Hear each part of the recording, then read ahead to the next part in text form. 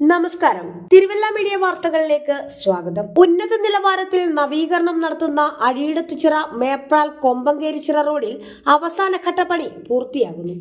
2024 ജനുവരിയിൽ ആദ്യഘട്ട ടാറിംഗ് പൂർത്തിയായെങ്കിലും തുടർന്നുള്ള പണികൾ മുടങ്ങിയ നിലയിലായിരുന്നു.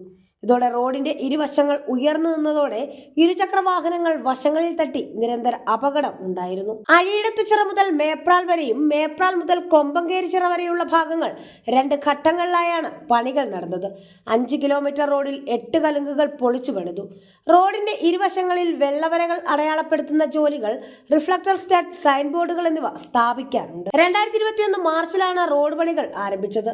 പിന്നീട് തുടർന്നുണ്ടായ ശക്തമായ മഴയും വെള്ളപ്പൊക്കവും മൂലം മിക്കയിടങ്ങളിലെയും മെറ്റിൽ ഇളകി കുഴി രൂപപ്പെട്ടിടത്ത് ഉറപ്പിക്കുന്ന ജോലികൾ തുടങ്ങിയെങ്കിലും നിരന്തര മഴ പണികൾ തടസ്സപ്പെടുത്തി. 2023 ഓഗസ്റ്റ് മാസം ആദ്യവാരത്തിൽ റോഡിൽ മെറ്റിൽ ഉറപ്പിച്ചെങ്കിലും വാട്ടർ അതോറിറ്റിയുടെ കുഴിയെടുക്കേണ്ടി വന്നതിനാൽ പണികൾ നീളാൻ മറ്റൊരു കാരണമായി. വകുപ്പുകൾ തമ്മിലുള്ള തർക്കവും നിലനിന്നിരുന്നു. പദ്ധതി നീണ്ടുപോയതോടെ പ്രദേശവാസികൾ യാത്രാ ദുരിതം നേരിട്ടിരുന്നു. News desk, Thiruvalla media.